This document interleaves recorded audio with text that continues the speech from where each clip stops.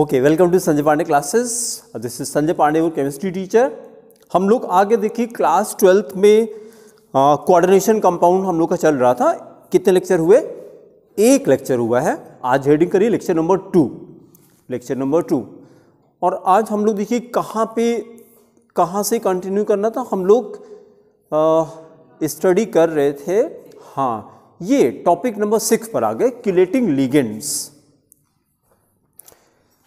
Heading करिए chelating ligands and किलेट्स, chelating ligands and किलेट्स, chelating ligands and किलेट्स heading करके, और फिर पहले ये कंपाउंड देखिए, तो इसी की हेल्प से हम लोग एक्सप्लेन करेंगे इसको, किलेटिंग लिगेंड्स को।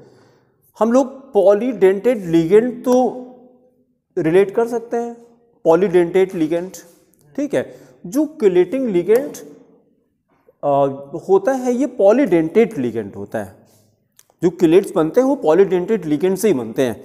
अगर हमने ऐसे किया, देखिए सेंटर पे हमने कॉपर रखा, सेंट्रल मेटल एटम को मैंने कॉपर चूज कर लिया, ये Cu कर लिया, और उसके बाद देखिए ethylene diamine, ethylene diamine को हमने ऐसे किया NH2CH2, फिर इधर भी हमने लगाया NH2CH2, एथिलीन डाइमाइन होगा, और इधर से भी हमने यही काम किया। ये कोऑर्डिनेट बॉन्ड देखिए कॉपर की तरफ, क्योंकि जो लिगेंड होता है वो अपने इलेक्ट्रॉन लोन पेयर किसको देता है? सेंट्रल मेटल एटम को देता है। उसी फिर कोऑर्डिनेट बॉन्ड से अटैच हो जाता है। यही काम यहाँ भी किया, दो इधर से भी हमने अटैच कर दिया, तो ये हमने किया NH2CH2, इधर भी यही किया CH2NH2, इसको भी अटैच कर दिया। ये जो हम लोगों ने फॉर्म किया, ये जो रिंग बन रही है, देखिए यहां से लेके 1 2 3 4 5 मेंबर हैं रिंग के अंदर। तो जो किलेट बनता है वो 5 और 6 मेंबर रिंग से बनता है। पहली बात तो ये कंडीशन है उसमें, है ना। और पॉलीडेंटेड मतलब पॉलीडेंटेड लिगेंड को ऐसे अटैच करिए सेंट्रल मेटल एटम से। लिगेंड तो हमेशा सेंट्रल मेटल एटम से ही अटैच होता है, ये तो पुरानी बात हो गई। लेकिन इसको आप इस तरह से अटैच करेंगे कि ये अभी मैंने क्या कहा, 5 और 6 मेंबर्ड रिंग बनाता है, ठीक है। ओनली देन, हाँ बोले, ये 5 है, 5 या 6 भी हो सकता है, ठीक है। 5 और 6 मेंबर्ड रिंग बनाता है, then this type of ligand will be called chelating ligand. और ये जो स्ट्रक्चर फॉर्म करता है इसी को बोलते हैं किलेट, ठीक है। नोट करिए, डेफिनेशन नोट करिए। When a polydentate ligand, when a polydentate ligand, when a polydentate ligand attaches itself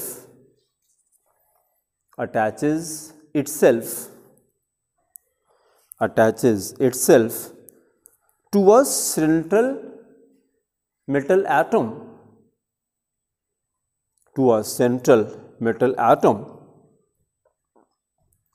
through 2 or more donor atoms,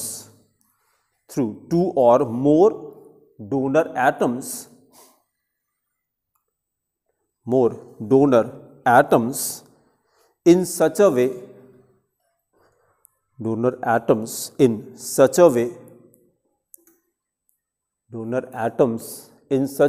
that it forms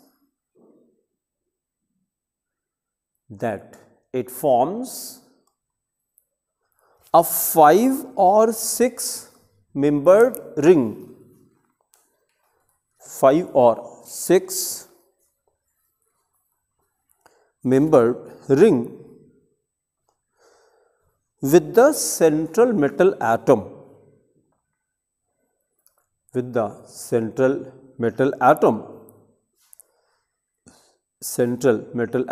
then comma, the ligand is called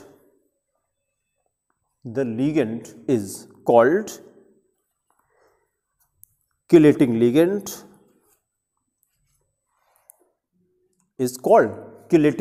underline करिए, kileting ligand is called chelating ligand.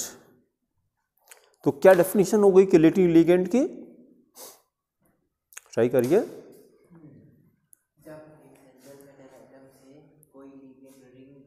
और तेज बोलिए, तेज बोलिए, यहाँ तक सुनाई पड़े जिससे। हाँ, जब किसी सेंट्रल मेटल एटम से कोई लिगेंड 5 या नहीं, कोई लिगेंड नहीं है, कोई लिगेंड नहीं है। हाँ, उस लिगेंड की भी कोई खास बात है। पॉली नहीं, पॉली, हाँ पॉलीडेंटेट लिगेंड है। हाँ फिर बोलिए। जब कोई पॉलीडेंटेट लिगेंड किसी सेंट्रल मेटल एटम से 5 या 6 एलिमेंट्स की रिंग बनाता है, हाँ तो उसे chelating हाँ, तब केलेटिंग लिगेंड, मतलब कंडीशन ये है कि 5 और 6 मेंबर रिंग बनाता हो, है ना। अब वो लिगेंड किससे अटैच होगा? सेंट्रल मेटल एटम से अटैच होगा, है ना। जैसे यहाँ पे कौन किससे अटैच है? पूरा सेंटेंस बोलिए, क्या चीज किससे अटैच है? ईडीटीए नहीं है भाई ये ईडीटीए तो कल हम लोगों ने किया था ना। हाँ, एथिलीन डाइअमीन है। Ethylene diamine is a polydentate ligand. Ethylene diamine is a polydentate ligand और ये अटैच है कॉपर से अटैच है, कॉपर से अटैच है। और रिंग में कितने? 5 मेंबर्स आ रहे हैं, so that's why it is called chelating ligand. ठीक है, सेंटेंस और कंटिन्यू करिए। And the ring thus formed and the ring thus formed is called a chelate. The ring thus formed is called chelate, is called chelate. Then write example, write example. Words में लिखिए the complex formed by, example को words में लिखिए। The complex formed by, the complex formed by the bidentate ligand, bidentate ligand ethylene diamine, ethylene diamine bracket में NH2 CH2 CH2 NH2, इसको बोलते हैं ना ethylene diamine. NH2 CH2 CH2 CH2 और nitrogen पे एक लोन पेयर दिखा दिए, इसी से तो बॉन्ड बनता है। Ethylene diamine bracket close with Cu copper, with Cu is a chelate, is a chelate। फिर ये कॉपी करिए, पहले सेंटर पे कॉपर बनाइए, सेंटर पे कॉपर, उसके बाद फिर ये 2 कोऑर्डिनेट बॉन्ड लगाइए नाइट्रोजन से कॉपर की तरफ, कोऑर्डिनेट बॉन्ड लगाई, फिर NH2 CH2 NH2 CH2 NH2 CH2 NH2 CH2। Ethylene diamine हमने अटैच किया, इधर से भी अटैच किया, उधर से भी अटैच किया, इधर भी यही काम करिए, 2 कोऑर्डिनेट बॉन्ड बनाइए, उसका NH2 NH2 CH2 CH2 CH2। अब इसको देखिए, एथिलीन डाइअमाइन को हम लोग शॉर्ट में ऐसे भी लिख लेते हैं ना, नीचे जो नीचे इसका नॉमेनक्लेचर ऐसे लिखिए Cu, Cu और ब्रैकेट में NH2 CH2 then CH2 NH2 CH2 NH2 bracket close. 2 बार आया है तो हमने होल ट्वाइस कर दिया, 2 बार आया होल ट्वाइस किया और 2 पॉजिटिव चार्ज लगा दिए, 2+। फिर देखिए इसको कंडेंस करके और कैसे लिख रहे हैं, इतने पोर्शन को हमने चेंज किया, इतने पोर्शन को, राइट। और Cu इसको शॉर्ट में En से रिप्रेजेंट करते हैं, एब्रिविएटेड फॉर्म में En। En का मतलब ethylene diamine, En whole twice then 2+। जैसे कल हम लोगों ने EDTA किया था, एब्रिविएशन यूज किया था, तो इसको भी हम लोग यूज करेंगे, ठीक है। फिर अगला टॉपिक देखिए, केलेटिंग लिगेंड के बाद क्या है? हाँ EAN, अगला हेडिंग करिए, effective atomic number. effective atomic number, effective atomic number, bracket में EAN rule, EAN rule, EAN rule. Now stop writing. Listen the explanation. देखिए आपको सिडविक का नाम याद आता है क्या? सिडविक, हाँ सिडविक रूल भी कह सकते हैं। मतलब सिडविक नाम कुछ ऐसा केमिस्ट्री में स्ट्राइक करता है, सिडविक है ना। किस चीज से रिलेटेड होगा सिडविक? हाँ सिडविक ने ये कहा था जिसकी हमको जरूरत नहीं पड़ती है। सिडविक ने हमें सिंगलेट लिंकेज दिया था, सिंगलेट लिंकेज। जैसे हम लोग को क्या पता है कि covalent bonds are made of 2 electrons, भाई 2 electron, 4 electron, 6 electron, single bond, double bond and triple bond. लेकिन सिडविक ने PCl5 को एक्सप्लेन किया था, क्योंकि PCl5 को अगर हम लोग बनाते हैं तो ये ऑक्टेट रूल का एक्सेप्शन आ जाता है। P और कितना Cl, 5 Cl अटैच किया। तो जब 5 Cl अटैच किया तो देखिए ना, ये क्लोरीन की ऑक्टेट तो कंप्लीट है, हाँ कितना हो गया? 10 इलेक्ट्रॉन हो गए। फास्फोरस के पास इसकी ऑक्टेट एक्सपैंड हो गई, ऑक्टेट एक्सपैंड हो गई। But PCl5 is a well known compound, PCl5 होता है। तो सिडविक ने इसी को एक्सप्लेन किया था। उन्होंने कहा था कि नहीं, PCl5 में 3 बॉन्ड तो ऐसे रहते हैं, covalent bond, Cl Cl Cl which are made of 2 electrons. और बोले कि 2 बॉन्ड ऐसे होते हैं, 2 बॉन्ड जो है ये फास्फोरस की तरफ रहता है। ये जो एरो है ये फास्फोरस की तरफ रहता है, मतलब ऐसे करके ये किया, Cl एंड देन Cl। तो अब देखिए N, इसके अंदर केवल 1 इलेक्ट्रॉन है, केवल 1 इलेक्ट्रॉन है। तो जबकि इसकी हमको सिंगलेट बॉन्ड की तो कहीं जरूरत नहीं पड़ती हम लोगों को ही पता है कि बॉन्ड तो 2 इलेक्ट्रॉन से बनके बनता है, 2 इलेक्ट्रॉन, 4 इलेक्ट्रॉन, 6 इलेक्ट्रॉन।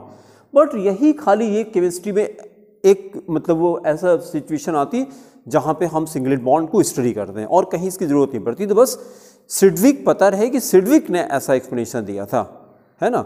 उन्हीं ने हमको EAN रूल दिया, अब जो अभी स्टडी करने जा रहे हैं, इफेक्टिव एटॉमिक नंबर रूल।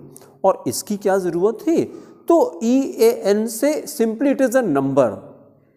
जैसे ये क्या ना, इफेक्टिव एटॉमिक नंबर, कोई नंबर होगा, ये 1 2 3 करके ऐसे कोई नंबर होगा। लेकिन नंबर की इंपॉर्टेंस क्या होगी? ये हमको कॉम्प्लेक्स की स्टेबिलिटी के बारे में बताएगा। अगर जिस कोई भी कॉम्प्लेक्स हमने उठा के ले लिया, उसके सेंट्रल मेटल एटम का EAN निकालेंगे, हम अभी फॉर्मूला लिखेंगे उसी फॉर्मूले से। और अगर उसका जो एटॉमिक इफेक्टिव एटॉमिक नंबर है, उसी जिस पीरियड में है, उस पीरियड का लास्ट जो इनर्ट गैस एलिमेंट आता है उसके एटॉमिक नंबर के बराबर आ जाए, then this complex will be called a stable complex.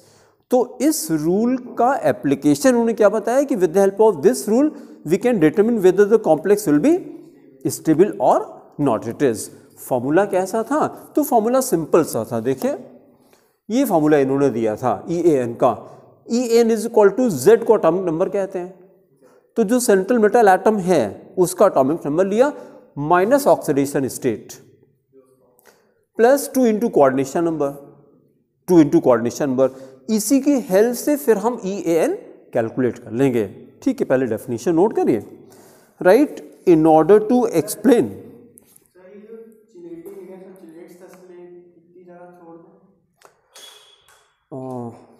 देख लीजिए,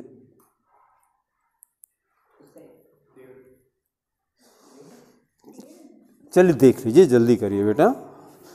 इन order to explain the stability of complexes, in order to explain the stability of complexes, stability of complexes, Sidgwick SIDGWICK Sidgwick की spelling है SIDGWICK। Sidgwick proposed a rule. Sidgwick proposed a rule called EAN rule. Proposed a rule called EAN rule, which is defined as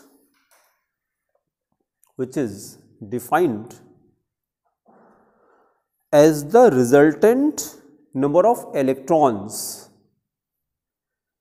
which is defined as the resultant number of electrons with the central metal atom,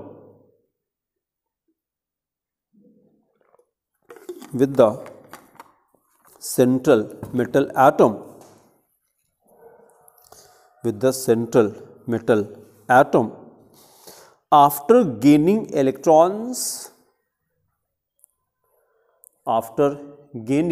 electrons from the donor atom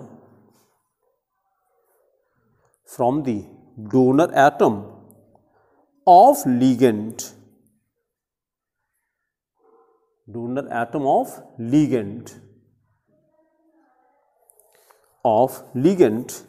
फिर नीचे ये formula copy करिए। EAN is equal to Z minus, bracket के अंदर Z minus oxidation state of metal,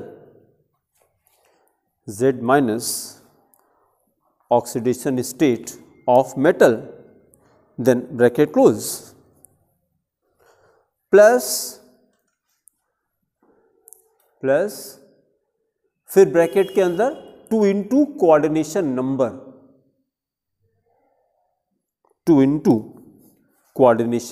number, then write example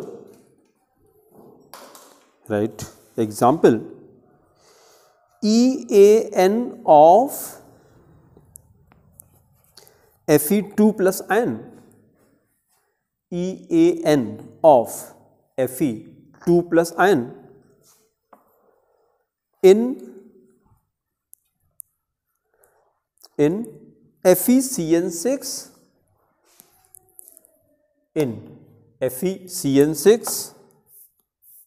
square bracket के अंदर in FeCN6 4 minus N, FeCN6 4 minus N is equal to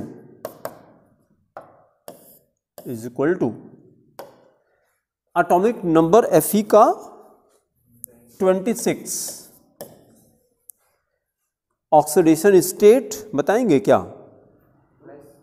हाँ 2 हो जाएगी, तो 26 minus 2 हो गया,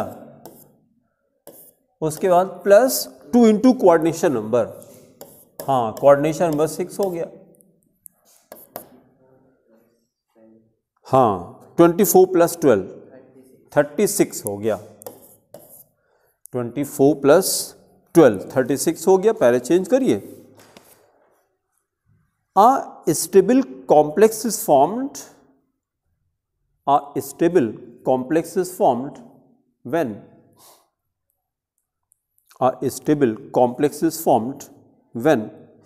EAN is equal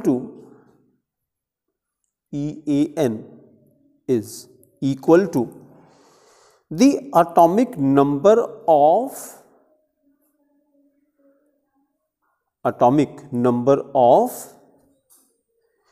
the next nearest noble gas,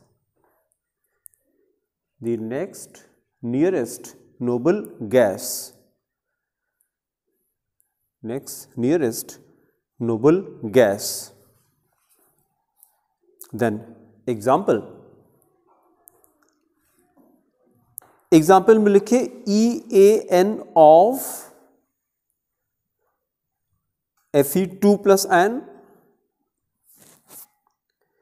in FeCN6 4 minus n, in FeCN6 4 minus n is 36,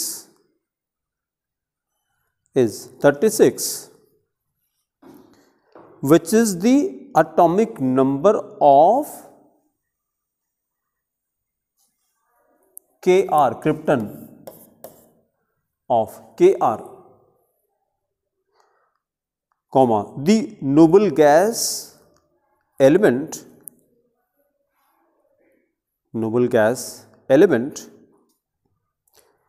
next to Fe,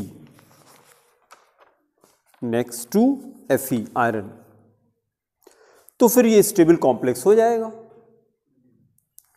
फिर अगला topic देखें। अब हम लोग का ये चैप्टर स्टार्ट होगा, क्योंकि इस चैप्टर में यही 2 क्वेश्चन तो हमें करने हैं, है ना।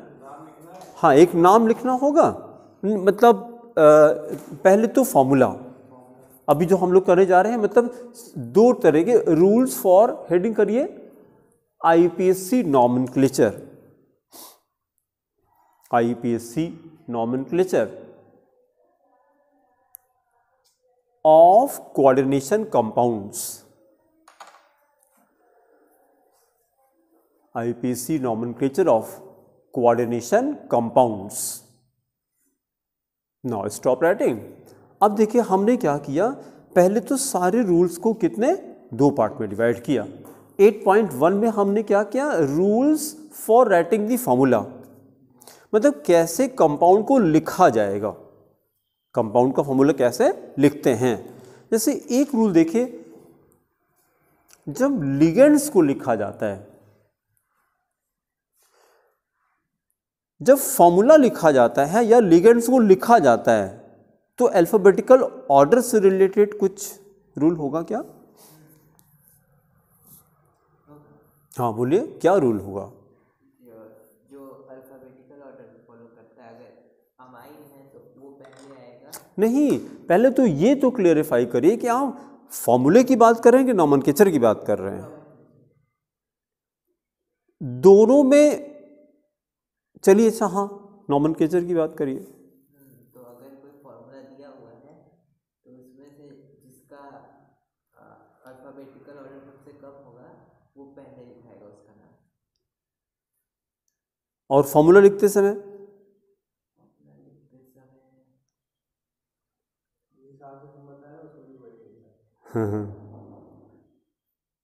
आज रीड किया था कि नहीं आने के पहले? हाँ, यही काम करना है ना। नहीं, चलिए छोड़िए। जो हमारा मेन पर्पस था क्वेश्चन पूछने का, खाली बस यही देखना था कि आज रीड करके आए हैं कि नहीं, बस, और हमें कुछ नहीं करना था। हमें टेस्ट नहीं करना, अभी तो पढ़ाए नहीं तो कैसे टेस्ट करेंगे आपसे। बस हमको देखना था कि कौन रीड करके आया है, इसी की हैबिट बनानी है। ये तो रोज ही हम, ये बात होती है क्लास में कि हमको इतने दिन पढ़ाते हो गया, लेकिन कभी ऐसा नहीं होता कि बिना स्टडी की हम क्लास में एंटर कर जाएं। कभी नहीं होता ऐसा हो ही नहीं सकता है। क्यों ऐसा है? पहली बात तो आदत हो गई है, पढ़ना अच्छा लगता है। जब कोई चीज़, देखिए, जब आप कॉन्फिडेंट होते हैं देन आपको बोलने में मज़ा आती है, ऐसा है कि नहीं? जब आप पब्लिक परफॉर्मेंस देते हैं और अंदर कॉन्फिडेंट होते हैं, अगर जरा भी मामला गड़बड़ाया तो परफॉर्मेंस गई आपकी, है कि नहीं? और वो कॉन्फिडेंस कैसे आता है? जब कंटेंट भरा होता है अंदर। हाँ, जब अंदर कंटेंट भरा होता है कि लगता है कि दिन भर हम बोल सकते हैं कि पब्लिक को चुप कराना पड़ेगा। नहीं, आपको 5 ही मिनट दिया गया और आपके पास कंटेंट 2 घंटे का है, तो आपको लगता है यही बता दे। तो बॉडी रिफ्लेक्ट करती है उस समय जब कंटेंट भरा रहता है कि नहीं? तो कॉन्फिडेंस आता है नॉलेज से, इसको याद रखिएगा। कॉन्फिडेंस आता है नॉलेज से, और नॉलेज अपने आप नहीं आएगी नॉलेज लेनी पड़ती है, डेटा डालना पड़ता है कि नहीं भाई? यही कहा जाता है ना कि जो चीज़ you are what you think all the day, you are what you think all the day, क्योंकि जैसे जो चीज़ अंदर भरी होगी वही तो निकलेगी बाहर। तो इसकी हैबिट बनाइए कि डेली क्लास में रीड करके ही आइए। हमें यहाँ पे ये रिकॉल करना था कि दो तरह के रूल्स हैं। जब हम लोग फॉर्मूला लिखते हैं, जब हम लोग फॉर्मूला लिखते हैं तो उसको दोनों को अभी एक एक करके अभी आपको क्लैरिफाई करते हैं। पहले तो ये क्लियर हो जाए कि दोनों के रूल्स अलग अलग हैं। हाँ, पहला रूल दोनों में कॉमन है, पहला रूल दोनों का कॉमन है। कौन सा रूल कॉमन है कि जब हम लोग लिखते हैं उसको आइदर राइटिंग नॉमेनक्लेचर और writing the formula, first which one, cation is written first. हाँ, सबसे पहले कैटायन को ही लिखा जाता है। तो आप देखिए जरा, जब हम लोग 8.1 पे रूल्स फॉर द फॉर्मूला करेंगे उसमें 6 रूल हैं और 8.2 पे 7 रूल हैं। दोनों में से कौन सा ज़्यादा इंपॉर्टेंट?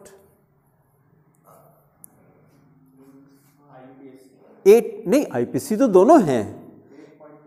हाँ, 8.2 is more important.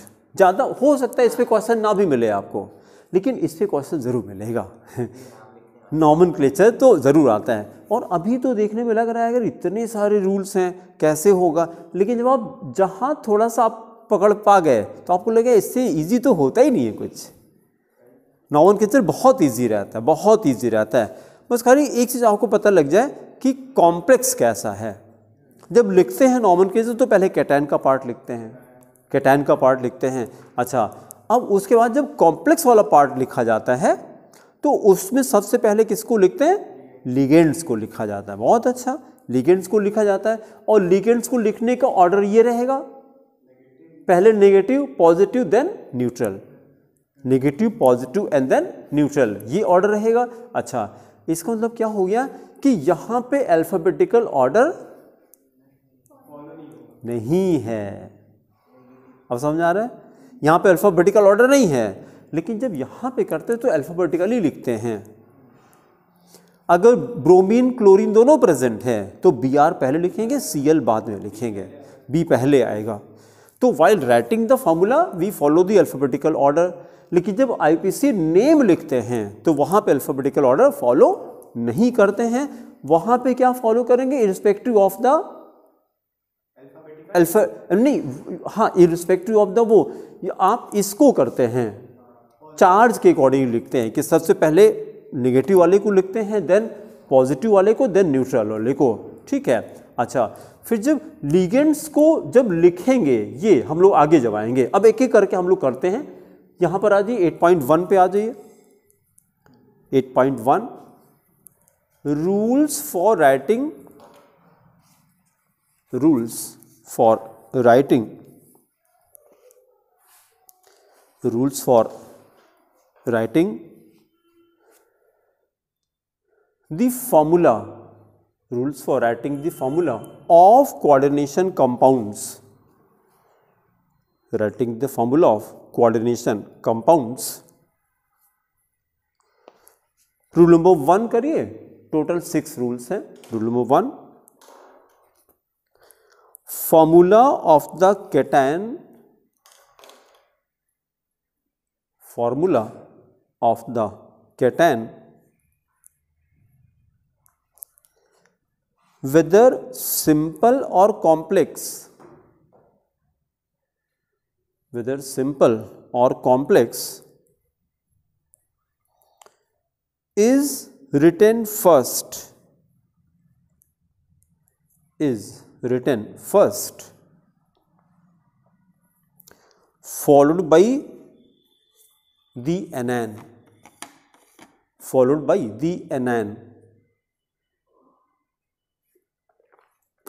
followed by the anion। Then rule number 2 करिए, the coordination sphere is written,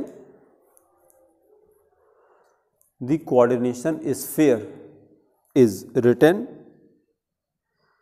in square brackets, coordination sphere is written in, coordination sphere is written in square brackets। ये भी कई बार repeat हो चुका।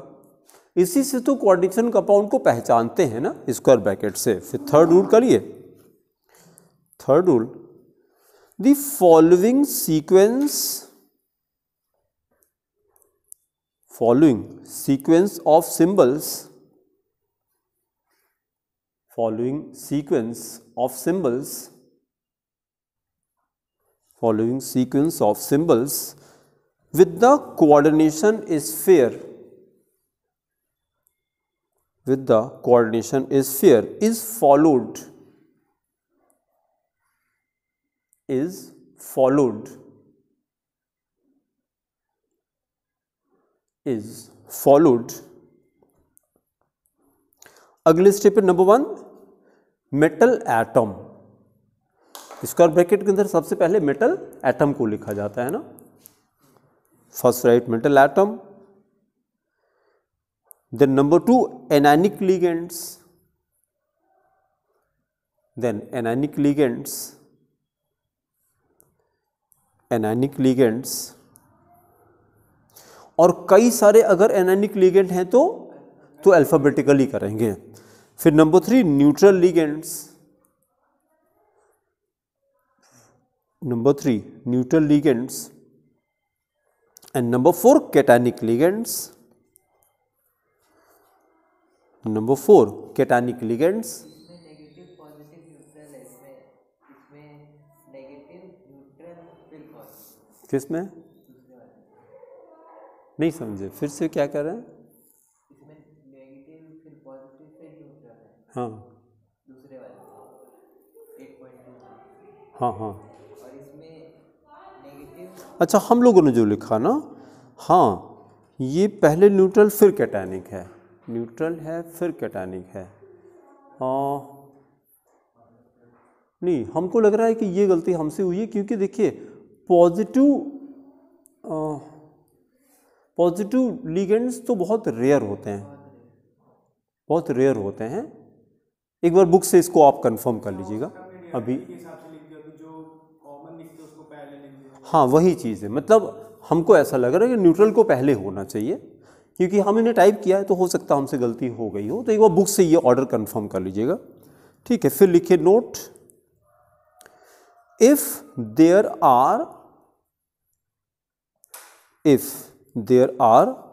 a number of ligands, if there are a number of ligands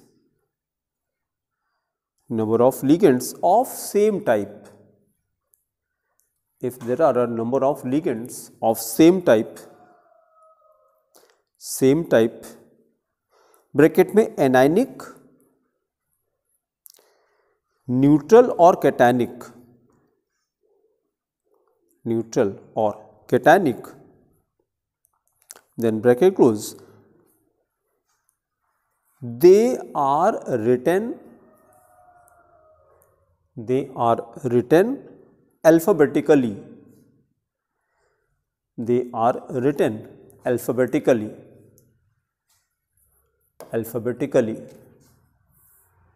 then example, if NO3 minus, SO4 minus, SO4 2 minus, OH minus, then and Br minus, etc.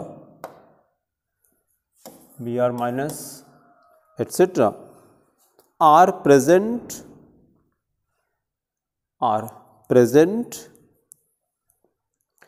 comma, they are written as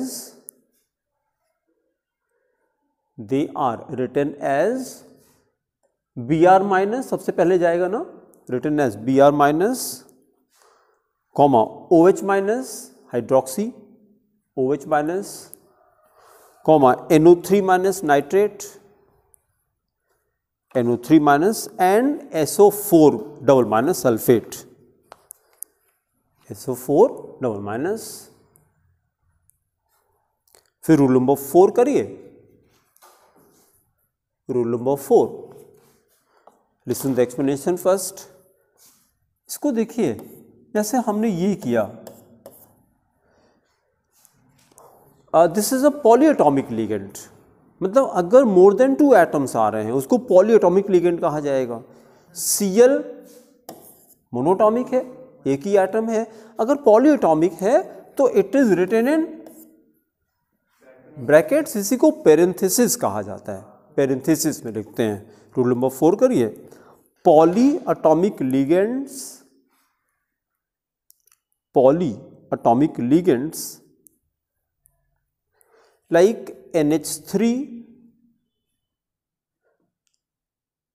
NH3 and H2O, ammonia and water, are enclosed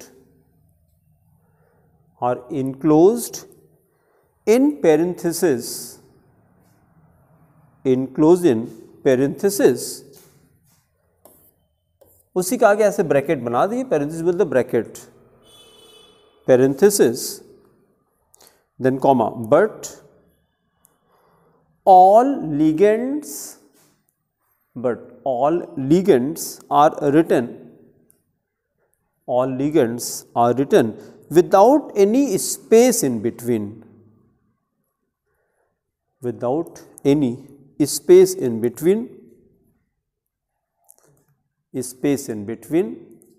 ये तो nomenclature लिखते समय भी ये काम होता है ना, नॉमेनक्लेचर भी ये काम करते हैं, स्पेस नहीं रहता बीच में, बस स्पेस खाली बस कैटायन एंड एनिक के बीच में स्पेस रहता है। ठीक है, फिर नेक्स्ट करिए rule number 5। Rule number 5, the number of cations और anions, the number of cations or anions to be written,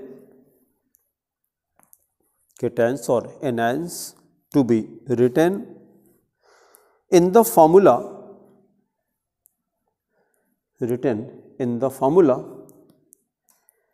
is calculated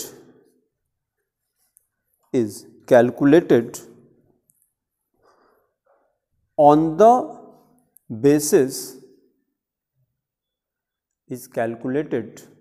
the basis that total positive charge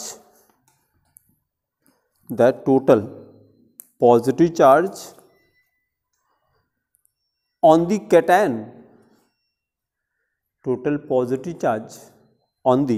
cation, must be equal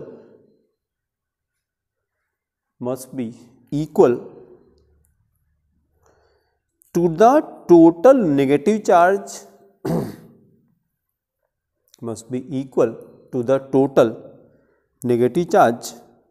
on the anion,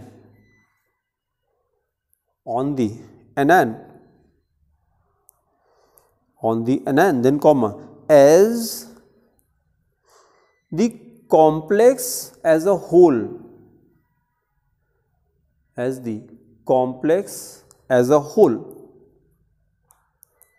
is electrically neutral,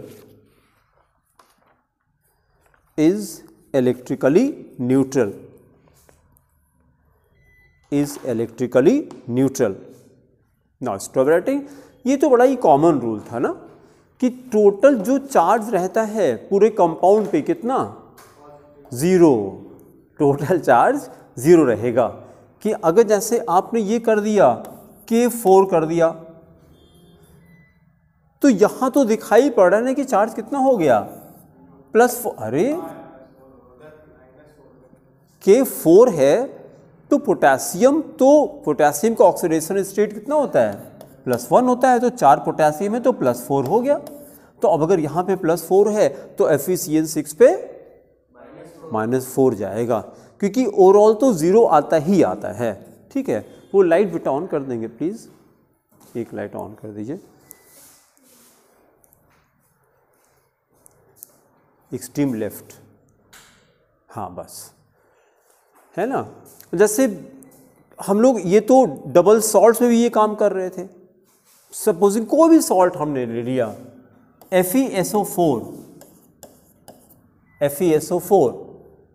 Fe पे क्या charge जाएगा, 2+, Fe पे 2+, क्योंकि sulphate पे 2- होता है ना, sulphate पे 2- रहता है कि नहीं।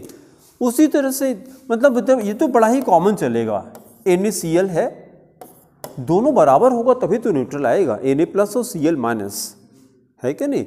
जहां भी रहता है तो उसी को देख करके हम लोग कर लेते हैं। एसीटेट पे क्या चार्ज रहता है?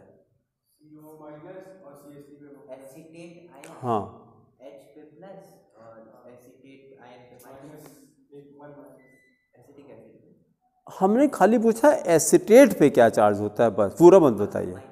-1 बस, हाँ -1। सोडियम एसीटेट CH3COO Na, तो ये हो गया Na प्लस एसीटेट माइनस, तो जितना नेगेटिव चार्ज हो उतना पॉजिटिव चार्ज भी रहेगा, ठीक है। फिर आगे चलिए रूल नंबर 6 पे आ जाइए। Sometimes, rule number 6, sometimes abbreviations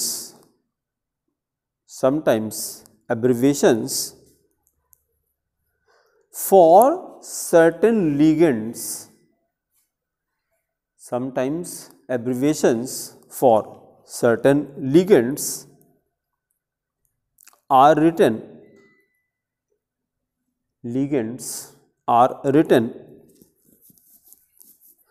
instead of their structural formula,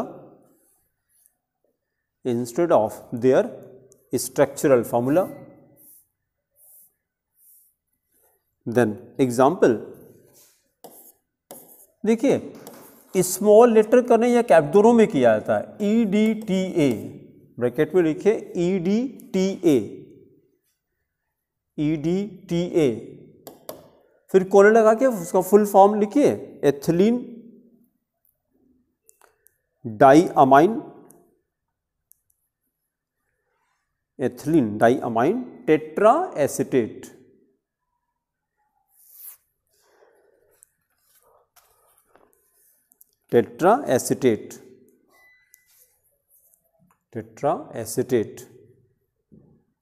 फिर नेक्स्ट हेडिंग करिए।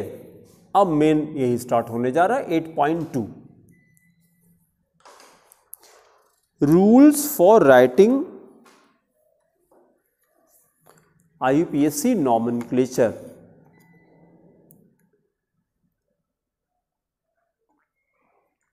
Rules for writing IUPAC nomenclature.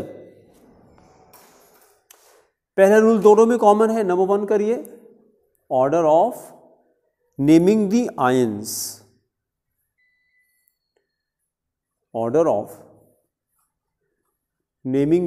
Ions, then explanation, right? In ionic complexes,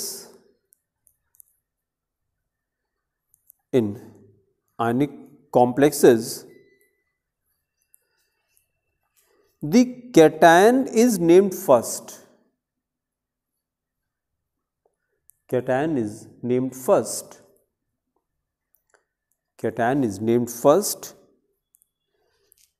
Followed by anion.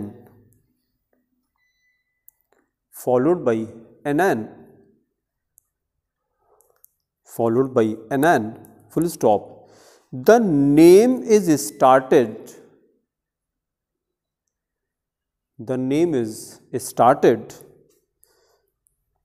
with a small letter, ये नई चीज थी, with a small letter, and the complex part is written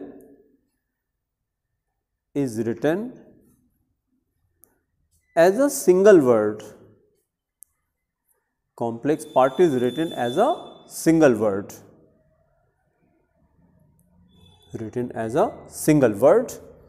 इस वाले sentence का क्या मतलब हो गया? Complex part is written as a single word. हाँ, स्पेस नहीं रहेगा, मतलब जितना पोर्शन स्क्वायर ब्रैकेट के अंदर रहेगा, चाहे जितने लिगेंड रहें, स्क्वायर ब्रैकेट के अंदर इकरा क्या क्या चीज रहती है?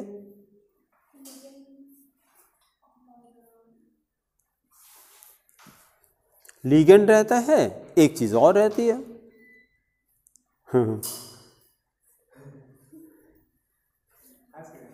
हाँ, कौन?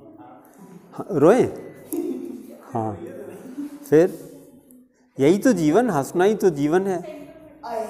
हाँ, सेंट्रल मेटल एटम रहता है ना, दो चीज़ें रहती हैं, मतलब स्क्वायर ब्रैकेट के अंदर दो चीज़ें रहती हैं। सबसे पहले सेंट्रल मेटल एटम लिखा रहता है, फिर लिगेंड लिखा रहता है। और वो लिगेंड को लिखने का क्या ऑर्डर है इकरा? सबसे पहले कौन सा लिगेंड लिखते हैं? एनायनिक लिगेंड लिखते हैं, निगेटिव वाला लिखते हैं। फिर उसके बाद न्यूट्रल को, हाँ, NNP, निगेटिव, न्यूट्रल, पॉजिटिव। बहुत अच्छा। नहीं, क्योंकि देखिए पॉजिटिव वाला बहुत ही रेयर होता है ना। बहुत सारे कॉम्प्लेक्स में वो रहेगा ही नहीं, वो रहेगा ही। हाँ, तो इसीलिए हमने इस ऑर्डर को फॉलो कर लिया है ना। और जब नॉमेनक्लेचर लिखेंगे तो इस पूरे को एज अ सिंगल वर्ड लिखेंगे, तो पूरे नॉमेनक्लेचर में खाली दो वर्ड्स रहेंगे। पहला वर्ड कैटायनिक का होगा, दूसरा एनायनिक का होगा। अब जो कॉम्प्लेक्स वाला होगा वो थोड़ा सा लंबाई इसकी ज़्यादा रहेगी। जितने हैं क्लोरो, ब्रोमो, आइडो सब एक साथ जोड़ करके एक नया वर्ड बना दीजिए, सबको जोड़ करके, है कि नहीं। तो अच्छा, और स्टार्ट कैसे? लेकिन देखिए रूल तो है लेकिन फॉलो नहीं होता। जैसे ये जो कहा गया है कि first letter should be small letter, even NCERT नहीं फॉलो करती, तो हम लोग की क्या बात है। हाँ, अब पोटेशियम लिखना है तो पी कैपिटल से लिख दिया, तो रूल से क्या मतलब है फिर। अभी जब हम लोग लिगेंड्स पे आएंगे तो लिगेंड्स के रूल में क्या है कि जो जैसे क्लोराइड है तो जो लेटेस्ट आईपीसी नॉमेनक्लेचर है, सिस्टम है, उसमें क्लोराइडो होना चाहिए, ओ लग जाता है लास्ट में, लेकिन ज़्यादातर क्लोरो लिखा रहता है। हाँ, क्लोरो ज़्यादा लिखा रहता है, तो लेकिन लेटेस्ट आईपीसी वो क्लोराइडो है, एसीटेटो है ना। तो अब लेकिन सब जगह क्लोरो फ्लोरो मोर रहता है। अब ऐसे कायदे तो क्लोराइडो, फ्लोराइडो, ब्रोमाइडो ऐसा होना चाहिए, लेकिन ठीक है, सब चलता है उतना, आप फीलिंग समझ लीजिएगा। कहीं क्लोरो लिखेंगे, कहीं क्लोराइडो लिखेंगे, तो दोनों सही चल रहा है। अब उसी तरह से कहीं स्मॉल भी है, कहीं कैपिटल भी है, तो थोड़ा बहुत रूल चलेगा, ठीक है। हम लोग स्मॉल करेंगे, हाँ, रिस्क नहीं लेंगे। चलिए एक एग्जाम्पल करिए। Example number 1, in the complex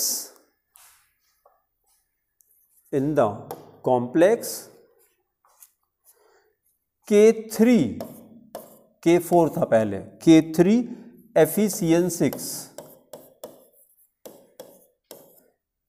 K3 FeCN6, then comma, the cation potassium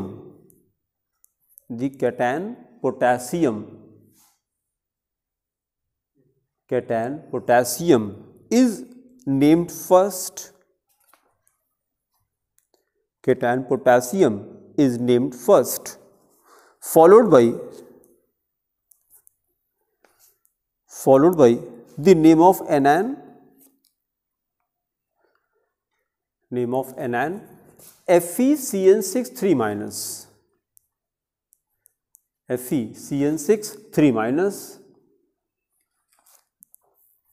that is पूरा नाम क्या हो गया? पोटेशियम 3 क्या? तो ऑक्सीडेशन स्टेट किसके साथ लिखी जाती है? सेंट्रल लेटर एटम के साथ लिखी जाती है ना। पोटेशियम लिखिए, पोटेशियम फिर स्पेस,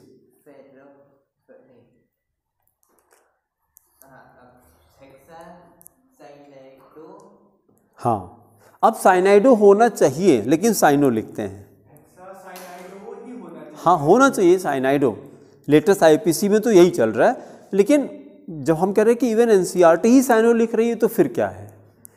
तो अच्छा, साइनो थोड़ा इजी पड़ता है, आदत साइनो की हम लोग की, क्लोरो फ्लोरो साइनो की आदत है उसकी, ठीक है। तो hexa cyano,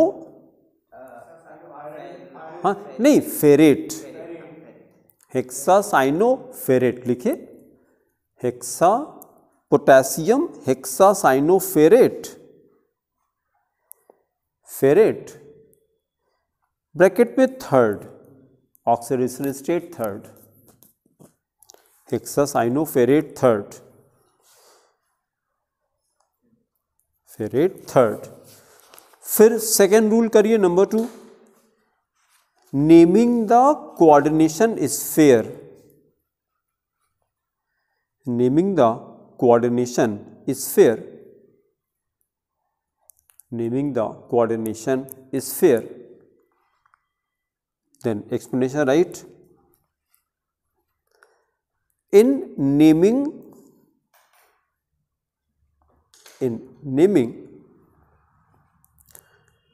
the coordination sphere,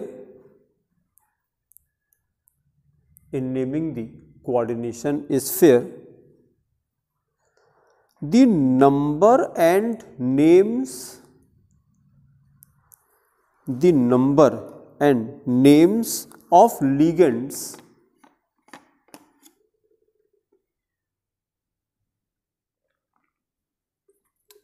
number and names का मतलब क्या हो गया?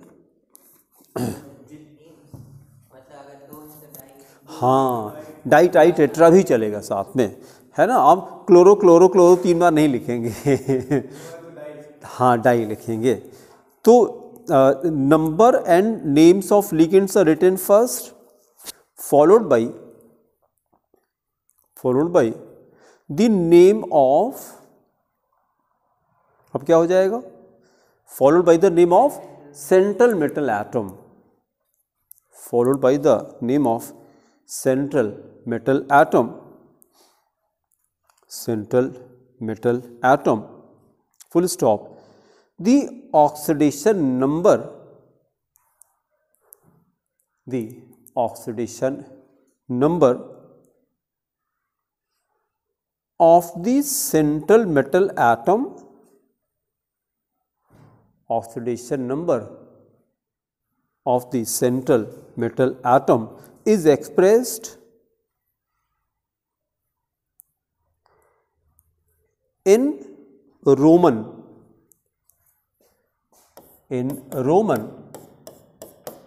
first, second, third, etc. First, second, third, etc. अब देखिए जरा, ये सही है कि गलत है?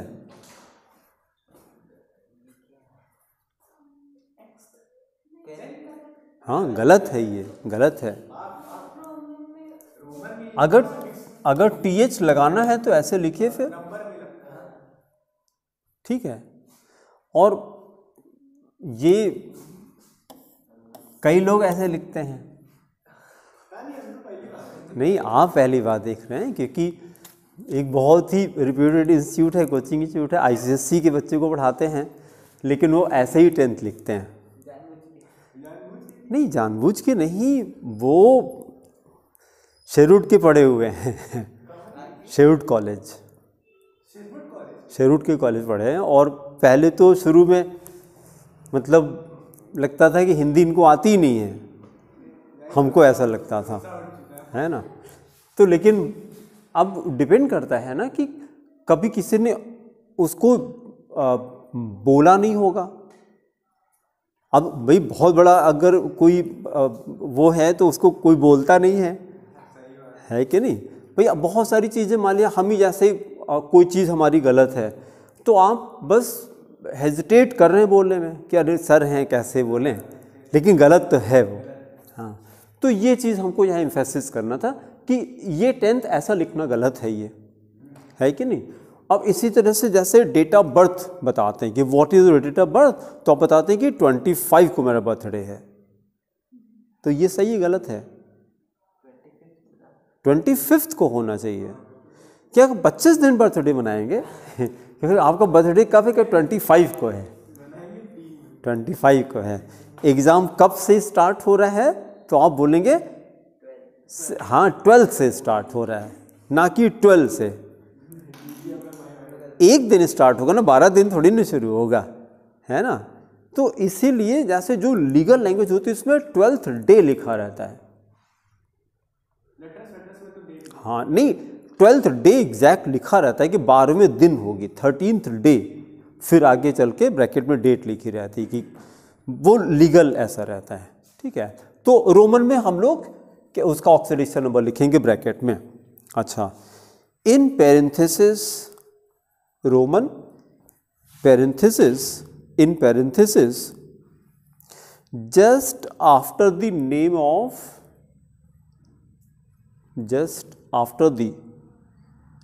of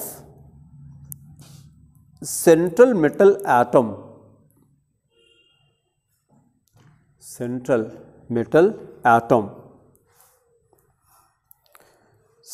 metal atom। फिर next very important, naming of ligands. इसी को तो मेनली यूज ही करना है हम लोग को।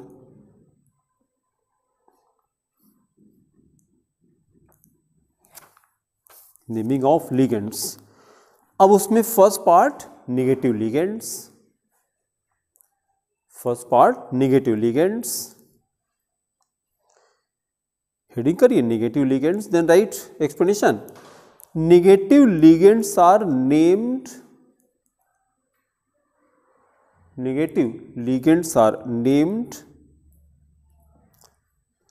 by placing suffix o, inverted comma में o, by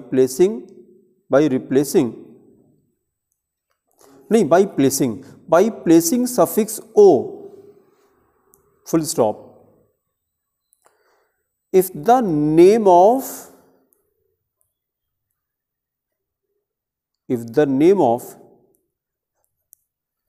ligand ends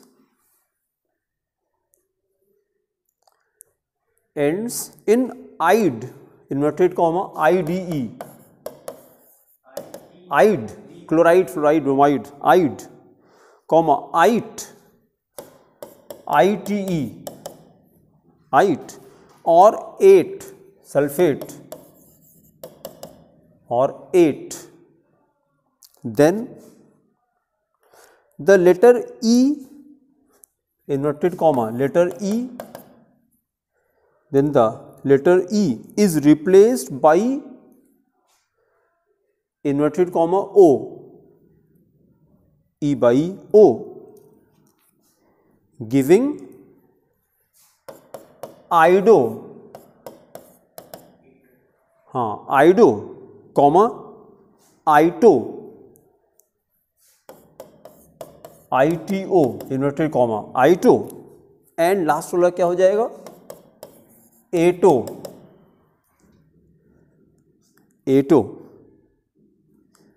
ईटो कहीं नहीं आ रहा है लेकिन एटो respectively,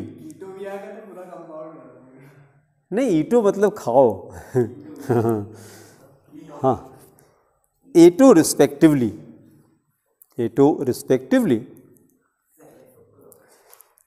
then Parachinch, according to 2004 IPC recommendation, according to 2004 IUPAC recommendations,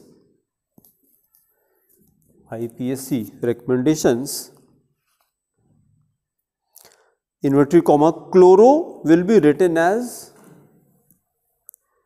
chlorido,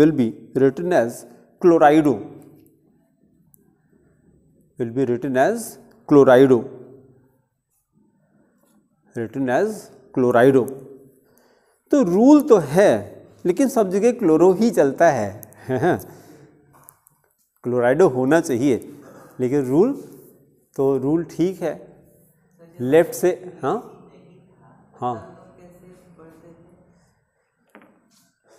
जब आईपीसी नहीं था तो हर कंट्री का अलग अलग चलता था। आईपीसी का फुल फॉर्म क्या है? International union of pure and applied. हाँ केमिस्ट्री, उसके पहले हर कंट्री का अलग अलग चल रहा था। उसी को यूनिफाई करने के लिए तो हम लोगों ने ऑर्गेनाइजेशन बनाया, international union of pure and applied chemistry का। पूरे मतलब वर्ल्ड में एक ही लैंग्वेज चलेगी, है कि नहीं? लेकिन फिर भी जो लोकल लैंग्वेज होती है वो ज़्यादा इफेक्टिव होती है, लोकल लैंग्वेज ज़्यादा इफेक्टिव होती है भाई। हालांकि अब वो कंट्री टू कंट्री वेरी करता है, कंट्री टू कंट्री वेरी करता है। जैसे चाइनीज़ हैं, किसी कंट्री में जाते हैं चाइनीज़ ही बोलते हैं वो। हम लोग को इंग्लिश बोलने में प्राउड फील होता है, वो चाइनीज़ बोलते हैं, उनको चाइनीज़ बोलने में प्राउड होता है कि नहीं। कभी भी ऑब्जर्व करिए, बंगालीज जब मिलते हैं आपस में, वो एक दूसरे को जानते हैं नहीं जानते हैं कोई फर्क नहीं पड़ता, जैसे पता लगा ये बंगाली है तुरंत स्विच कर जाएंगे, आप तुरंत बंगाली में आ जाते हैं, तुरंत जो बंगाली जब भी मिलते हैं, है कि नहीं। तो वो होना भी चाहिए, लेकिन ठीक है क्योंकि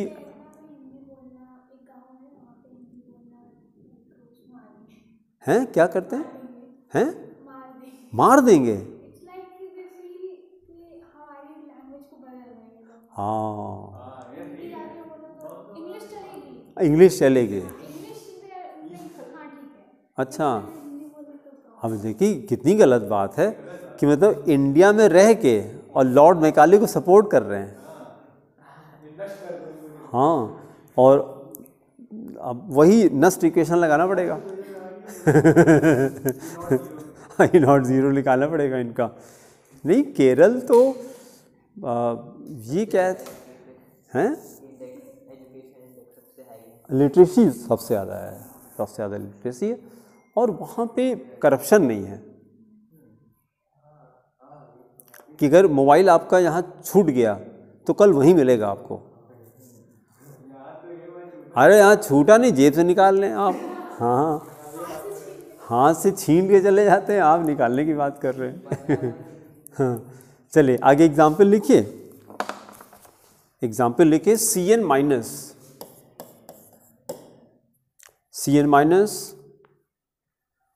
साइनाइडो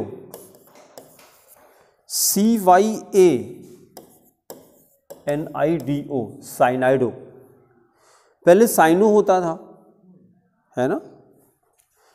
F माइनस क्या हो जाएगा, फ्लोराइडो। F माइनस लिखिए फ्लोराइडो। Cl minus क्लोराइडो, Cl minus क्लोराइडो, क्लोराइडो। और CH3 एक और CH3 COO माइनस एसिटेटो। हाँ एसिटेटो, एसिटेटो। एसिटेट तो अच्छा लगता है सुनने में, एसिटेटो थोड़ा ऑड लग रहा है ना। हाँ पोटैटो लग रहा है चलिए फिर सेकेंड पार्ट करिए, पॉजिटिव लिगेंड्स। सेकेंड पार्ट करिए पॉजिटिव लिगेंड्स।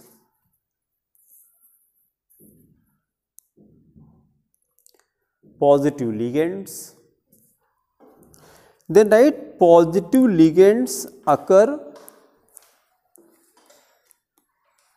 positive ligands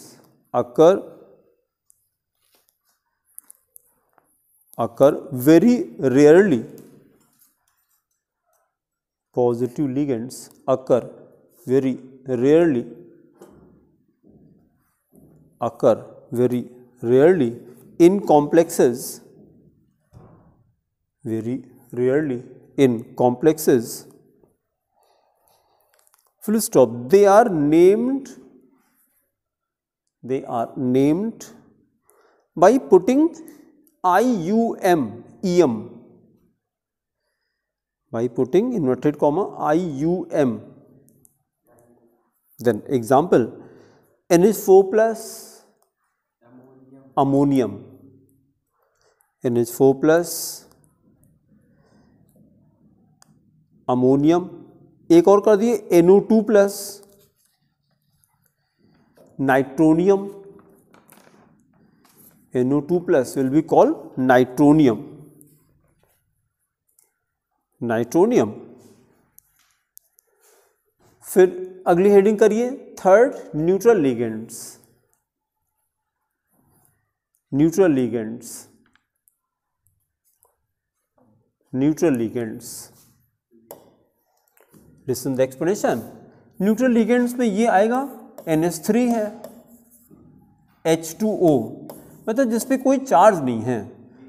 तो वाटर को क्या लिखते हैं? Aqua, it is written as aqua. NH3 को क्या लिखते हैं? अमाइन, अमाइन लिखते हैं। हाँ हाँ, वही वाला अमाइंस वाला नहीं था, AM वाला। हाँ चलिए एक्सप्लेनेशन लिखिए। Neutral ligands are given the same name, neutral ligands are given the same name as the neutral molecules, as the neutral molecules. Then example H2O, name लिखिए aqua, H2O is called aqua. फिर अगला करिए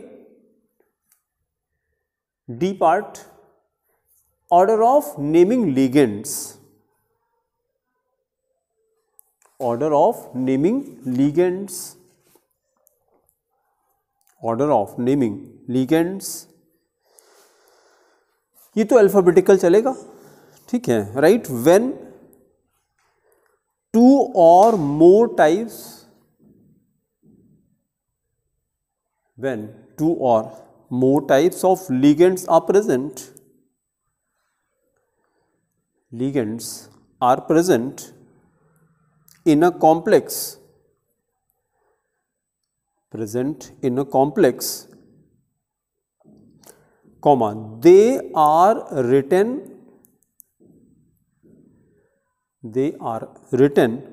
in alphabetical order, they are written in alphabetical order,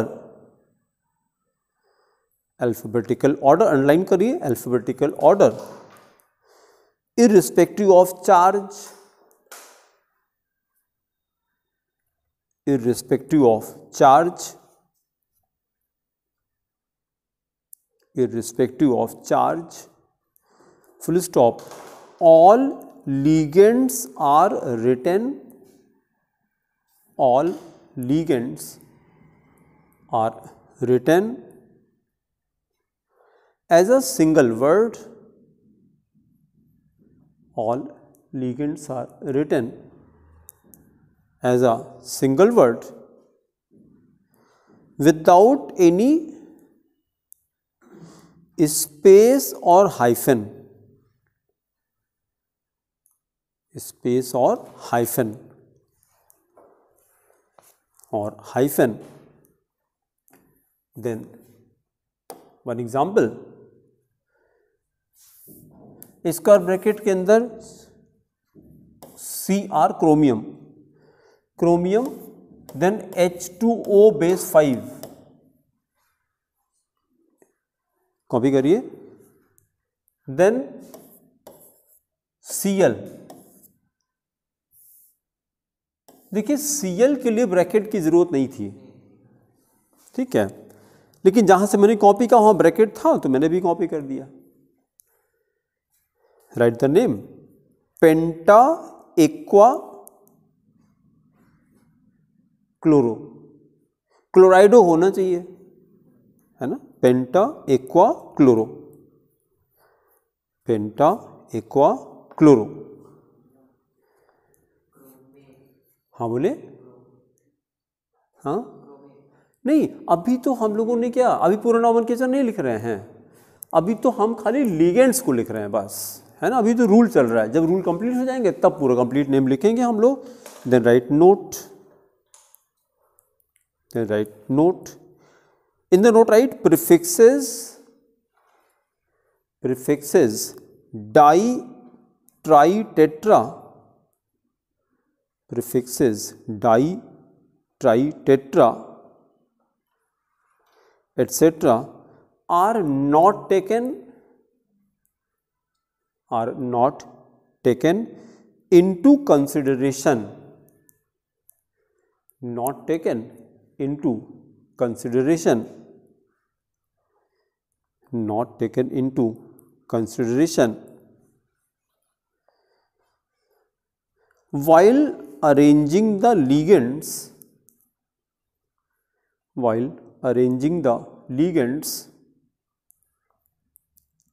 in alphabetical order,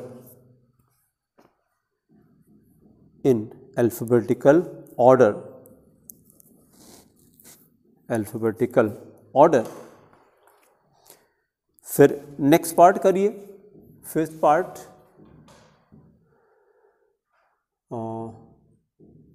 हाँ, next part है numerical prefixes to indicate number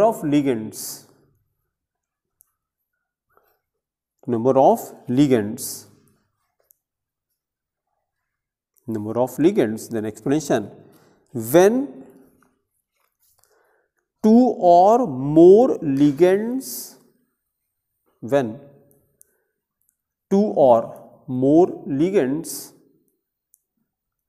of the same type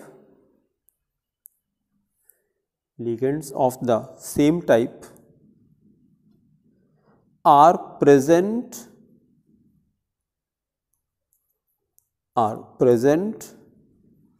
in the same complex,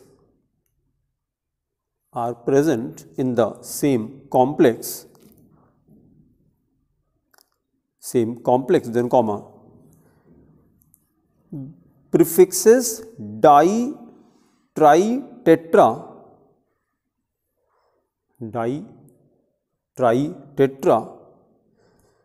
etc. are used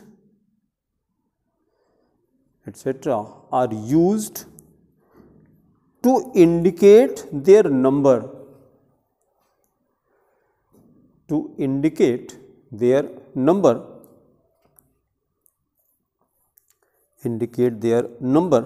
full stop. The term mono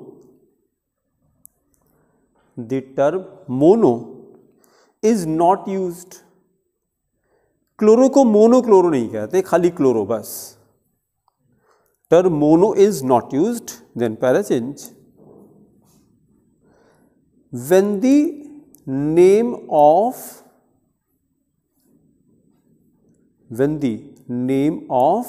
a polydentate ligand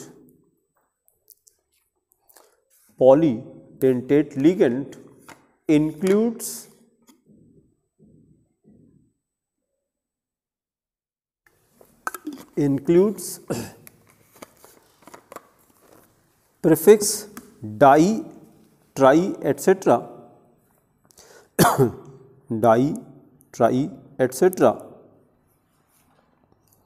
In bracket example, ethylene diamine tetraacetate, ethylene diamine tetraacetate, comma EDTA,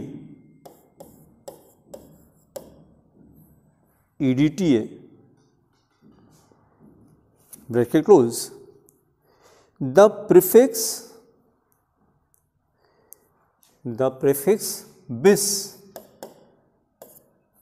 die को bis लिखा जाता है, फिर comma tris, हाँ tris, then हाँ tetrakis, double S नहीं है लेकिन हाँ KIS, टेट्रा किस, पेंटा किस, हाँ चलता रहेगा, इनफाइनाइट, हेक्साकिस एटसेट्रा, बस इतना बहुत है. हेक्साकिस एटसेट्रा आर यूज्ड, हाँ अच्छा बिस्क की जगह बिस्किट, हाँ ठीक है. Hexakis etcetera are used to describe 2,3, 4, 5, 6 etcetera, नहीं respectively 2, 3, 4, 5, 6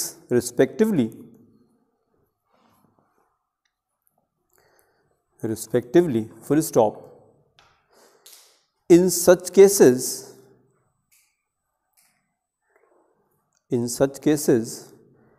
name of the ligand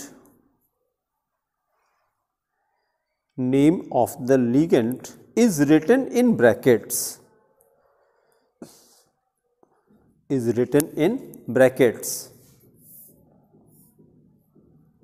Then example,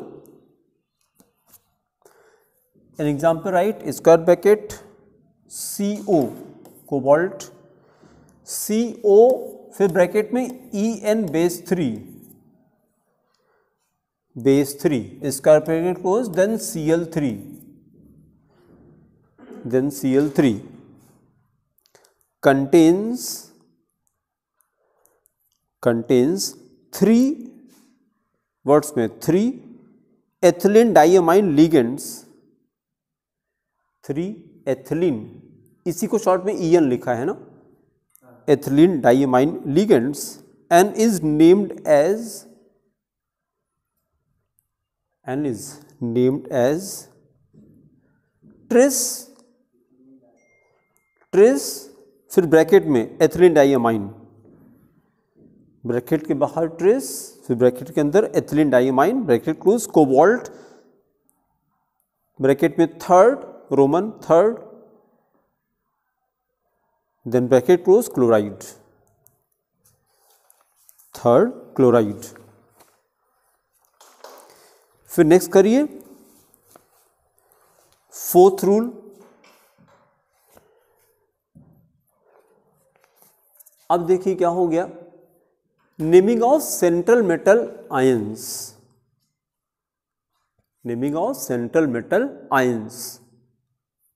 ये रूल बहुत इंपॉर्टेंट होगा क्योंकि इसी से नहीं, यहां से चालू तो नहीं होता है, चालू तो लिगेंड से होता है। हाँ, ये पता लग जाएगा। अगर जैसे देखिए Fe को K4FeCN6 में Fe को क्या लिखते हैं, फेरेट। कब फेरेट लिखते हैं और कब इसको आयरन लिखते हैं, यही दो ऑप्शन चलेंगे। K4FeCN6 में जो कोऑर्डिनेशन स्फीयर है वो कैटायनिक है कि एनायनिक है, एनायनिक है, तो फिर 8 लग जाएगा लास्ट में। कॉपर को क्यूपरेट, एल्यूमिनेट ऐसे चलेगा, है ना, फेरेट, कोबाल्टेट, मर्क्यूरेट, तो नहीं, जब जैसे वो तो डिपेंड करेगा, अगर जो कोऑर्डिनेशन स्फीयर है अगर वो कैटायनिक है या न्यूट्रल है तो फिर सिंपल नेम ही लिखा रहेगा, आयरन, कोबाल्ट, कॉपर। हाँ, अगर वो एनायनिक भी है तभी मर्क्यूरी का एक Hg से नाम होता है, मरकरी को अमलगम, हाँ, तो उसको वो उसमें 8 नहीं लगाते हैं, मर्क्यूरेट ही लिखते हैं। अच्छा,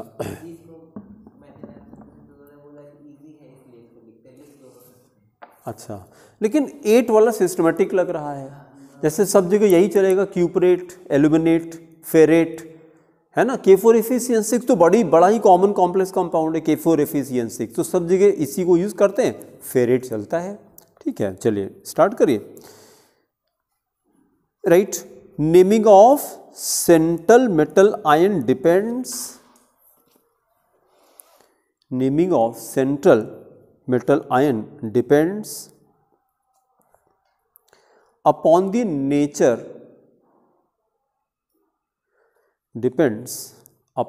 nature of complex ion as follows, complex ion as follows, complex ion as follows। फिर अगले part public step is first part, anionic complex, heading करिए number 1, anionic complex, anionic complex, their explanation. When the complex is anionic, when the complex is anionic, complex is anionic, comma, the name of central metal atom, name of central metal atom is written with suffix 8, ate, inverted comma 8, with suffix 8, जैसे अभी क्या था ferret है ना 8, and followed by its oxidation state, followed by its oxidation state.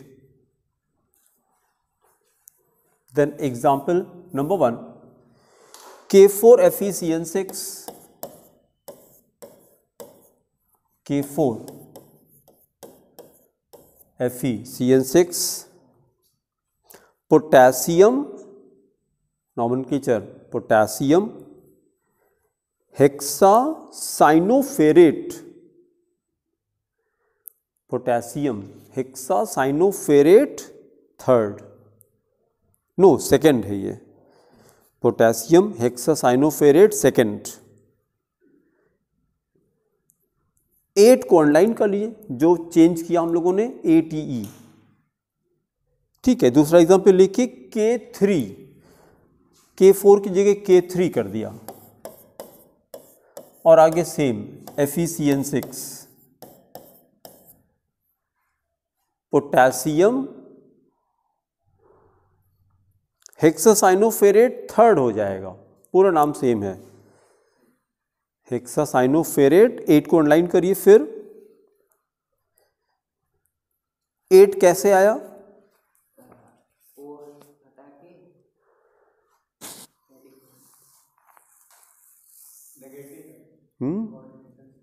हाँ अभी यही तो लिखा हम लोगों ने, अगर कोऑर्डिनेशन स्फीयर एनायनिक है तो लास्ट में 8 लग जाता है।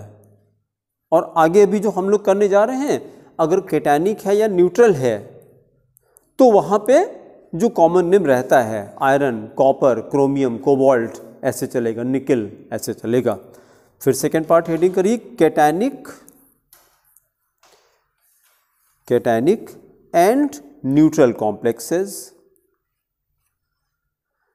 Cationic and neutral complexes, then explanation, right? In case of cationic or neutral complex, in case of cationic or neutral complex, the central metal atom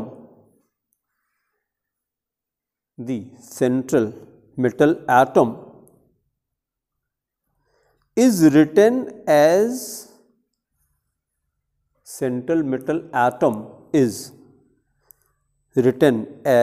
its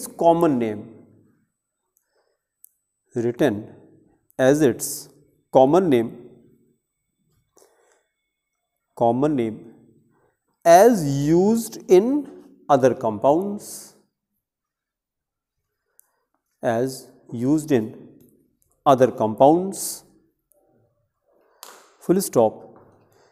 The name of metal atom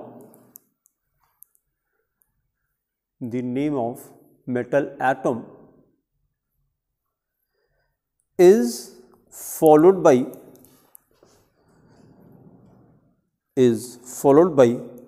its oxidation state,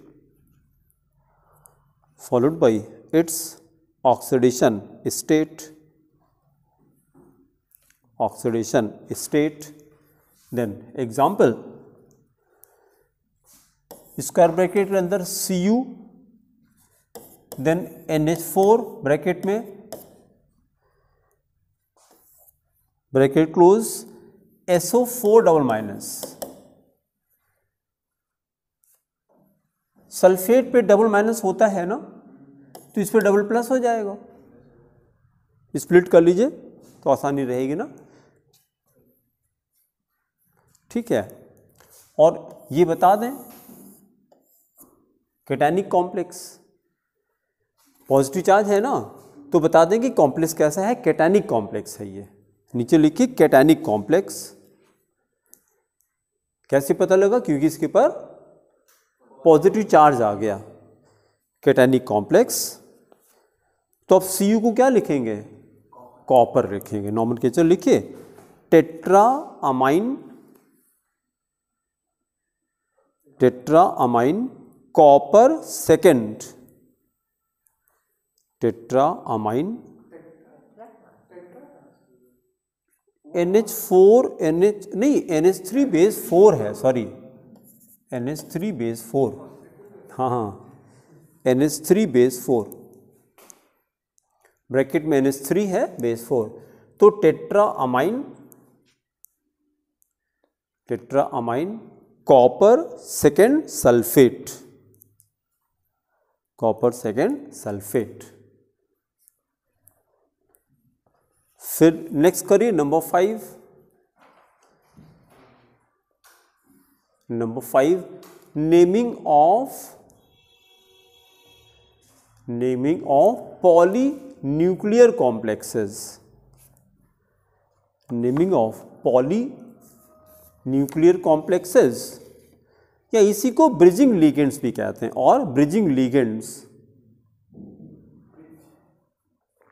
हाँ bridging ligands,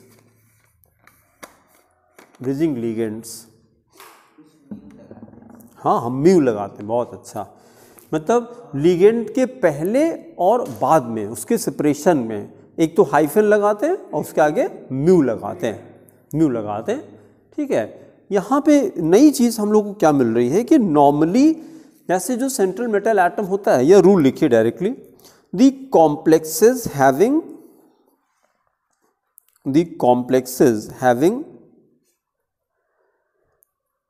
two or more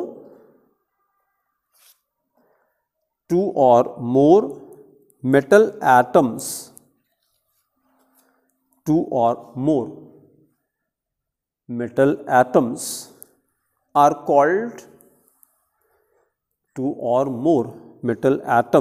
are called polynuclear complexes.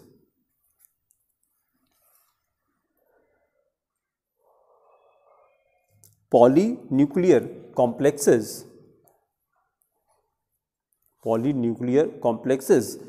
जब words को देखते हैं तो meaning ही समझ आती है। Polynuclear मतलब नॉर्मली एक सेंट्रल मेटल एटम होता है किसी भी कॉम्प्लेक्स में, लेकिन अगर दो या दो से ज़्यादा हो गया तो पॉली हो गया, पॉली मतलब मेनी हो गया, ठीक है, full stop. In such complexes two or more metal atoms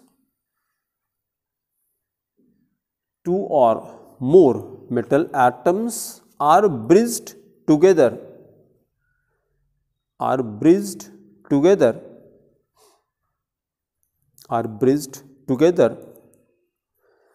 by certain ligands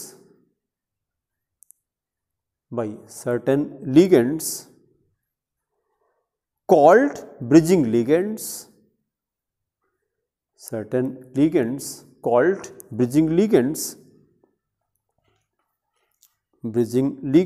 full stop. These ligands are separated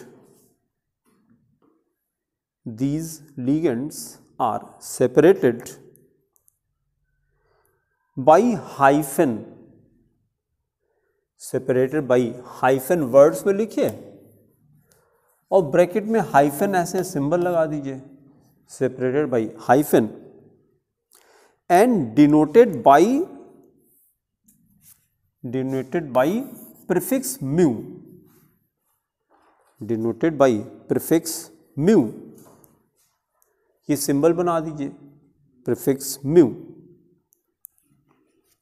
full stop. The symbol mu is repeated, the symbol mu is repeated before the name of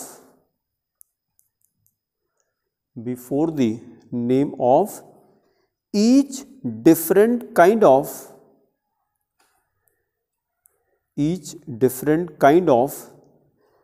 bridging ligand,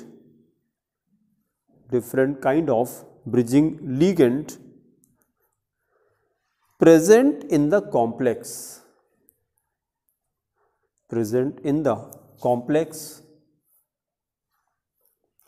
then example,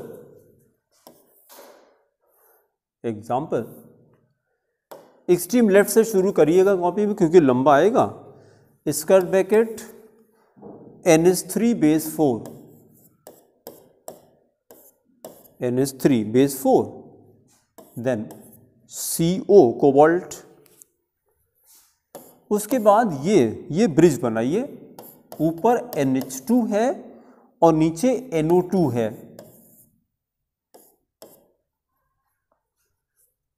again cobalt CO, then NH3 base 4, NH3 base 4, square bracket close, square bracket close, then NO3 base 4, NO3 base 4। देखिए nitrate पे क्या charge रहता है, -1 रहता है, तो अगर ये NO3 बेस 4 है तो ये 4 माइनस हो गया, तो यहां पे जो चार्ज आएगा वो 4 प्लस कर लीजिए, ऐसे कॉम्प्लेक्स से 4 प्लस हो गया है ना, और ये 4 माइनस हो गया, 4 माइनस हो गया। ऑक्सीडेशन स्टेट कितनी आएगी, नीचे वर्किंग करिए, ऑक्सीडेशन स्टेट लिखिए, ऑक्सीडेशन स्टेट। देखिए अगर आपको रूल याद हो कि ammonia is a compound, compound का 0 होता है, ठीक है, तो हमने क्या लिखा, कोबाल्ट का निकालना है तो कोबाल्ट का x मान लिया तो हमने 2x हो गया, 2x, उसके बाद NH2 का -1 है और NO2 का -1 है, तो हमने लिखा 2x -1 -1, हाँ -2, बहुत अच्छा, इज इक्वल टू +4, चार्ज पूरा कितना गया, +4 नहीं ना, 2x, हाँ 3 आ जाएगा ना 2x - 2 इज इक्वल टू +4, तो x इज इक्वल टू 3 आ गया, ठीक है ना, x इज इक्वल टू 3। तो नॉमेनक्लेचर लिखिए, tetra amine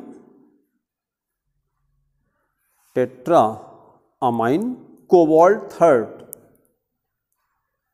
tetra ammine cobalt third, फिर हाइफन म्यू, फिर हाइफन म्यू, फिर hyphen, tetra ammine cobalt third, hyphen mu hyphen, then amido,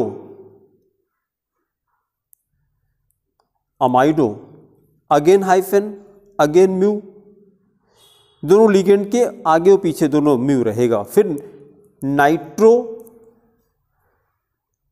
nitrito होना चाहिए लेकिन नाइट्रो भी चलता है, नाइट्रो, फिर टेट्रा अमाइन,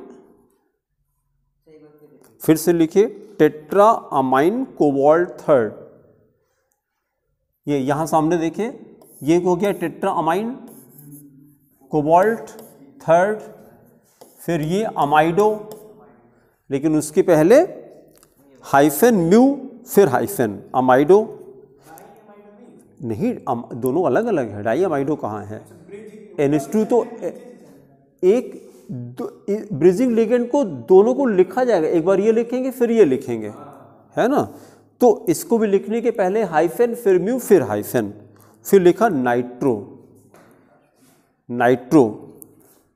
फिर आगे कंटिन्यू करते हैं इस तरीके से करके। फिर ये हो गया tetra ammine cobalt third, tetra ammine cobalt third, nitrate NO3। हाँ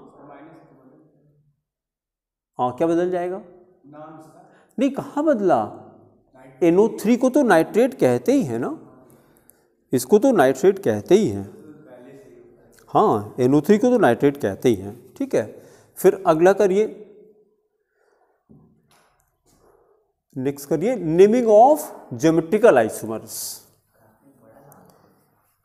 हाँ, ये थोड़ा सा फील हो रहा था ना, हाँ कोई लग रहा है कि कॉम्प्लेक्स कंपाउंड है ये हाँ, पूरे पेज में आ गया। लेकिन माइंड तो कितनी गजब की चीज़ है, मतलब कोई भी चीज़ ना इजी होती है ना कोई डिफ़िकल्ट होती है, it is a respective phenomena. जो चीज़ आप, कितनी बढ़िया डेफिनेशन है, व्हाट इज़ डिफ़िकल्ट? नहीं, जो चीज़ आप करना नहीं चाहते उसको डिफ़िकल्ट कहा जाता है हाँ, जो चीज़ आप करना नहीं चाहते उसको डिफ़िकल्ट कहा जाता है ना। और जो आप खुशी खुशी करते हैं उसी को इजी कहा जाता है, जो आपको करने में बहुत अच्छा लग रहा है। और माइंड नहीं, माइंड क्या करता है? माइंड डिफ़िकल्ट किसको कहता है? जो उसको पहली बार मिलता है, जो चीज़ एकदम फर्स्ट टाइम। क्योंकि माइंड क्या होता है, माइंड तो हमेशा कंफर्ट जोन में जाने के लिए रहता है, हमेशा कंफर्ट जोन में। अगर किसी बच्चे को फोन दिया जाए हाँ, तो उसके लिए डिफिकल्ट होगा? पहली बार तो होता ही है, पहली बार तो उसको क्या पता, वो तो जब जैसे उसमें रिंग बजी तो उसको मज़ा आ गया, हाँ कुछ साउंड हुआ, कुछ मज़ा आया, और वो लाइट वाइट जल रही है तो माइंड ने इंगेज किया उसको। लेकिन ना पहले दिन उससे ये कह दो कि ये इसको लॉक कर दो ज़रा, तो कहे क्या मतलब? नहीं, लॉक क्या होता है? और छोटे बच्चों को क्या होता है कि फ़ोन लॉक क्या होता है ना? या उसको कह दो इसको रीसेट कर दो ज़रा, हाँ ये क्या होता है, रीसेट क्या होता है? तो छोटे बच्चे के लिए तो कोई भी चीज़ है कि नहीं? या छोटे बच्चे को आप दे दीजिए कि बेटा ये चेक है, जाके बैंक में डिपॉजिट कराओ, हैं?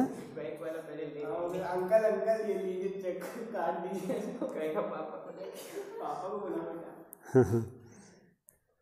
एक बार ऐसे ही हम बैंक में गए थे फीस डिपॉजिट करने डॉट की, तो कोई पेरेंट थे तो उन्होंने चेक दिया और चेक वो गलती से नीचे गिर गया, मैं खड़ा था वहाँ पे, चेक गलती से नीचे गिर गया। और उन्होंने क्या किया था, चेक को क्रॉस नहीं किया था। चेक में क्रॉस होता है ना, ये आगे से जान लीजिए आप, ऐसे ऊपर क्रॉस, ऐसे दो लाइन लगी रहती है। मतलब सपोजिंग ये चेक है आपका, ये डिपॉजिट वाला, हाँ डिपॉजिट वाला, मतलब एक होता है, अरे चेक एक ही होता है भैया, हाँ डिपॉजिट होता है, वो डिपॉजिट स्लिप कहते हैं उसको। चेक जिस पे आप पैसा लिखते हैं, वैसा ही दिखता है वो भी, ये स्कूल वाली देख के, हाँ साइन करके देते हैं, मतलब दैट इज इक्वलेंट टू पैसा, रुपया वो पैसा है। तो उसमें उन्होंने ये नहीं किया था, और उसके बाद यहाँ डिजिट मतलब वर्ड्स में और ये भर दिया था उन्होंने अमाउंट। ये चीज स्कूल वालों को सिखाना चाहिए, क्या चीज़? चेक पढ़ना। यार चेक तो पेरेंट भरते हैं, तो वो सबको पता होना चाहिए, किसको नहीं पता होता है? अरे बच्चों को। तो बच्चों को ज़रूरत क्या है जानने की? अभी बच्चों का काम पेरेंट को सिखाना होता है। स्कूल क्या क्या करे बेचारा, पढ़ाई तो करा ही नहीं। खैर होना चाहिए ये हाँ, तो यही वाली बात है ना कि जैसे बच्चों को पहली बात तो हंसते खेलते सिखाइए। सबसे पहले बच्चों को सिखाइए कि कैसे हमेशा खुश रहा जाए, सबसे पहले ये सिखाइए कि क्या करें कि वर्ड आपको अफेक्ट ना कर पाए, ये वर्ड आपको अफेक्ट ना कर पाए। तो उनको जब ये सिखा दिया जाए कि जो वर्ड होता है ये टेम्परेरी होता है, and your word is the reflection of your mind. Word अपने में कुछ नहीं होता है, ना लोग अच्छे होते हैं ना लोग बुरे होते हैं, लोग वो आप पे डिपेंड करता है, वो आप पे डिपेंड करता है। ये बात मम्मी ने कही, बचपन में मम्मी ने कही थी, हाँ, दिमाग से निकल ही नहीं रही वो बात। नहीं तो बहुत अच्छी बात है ये।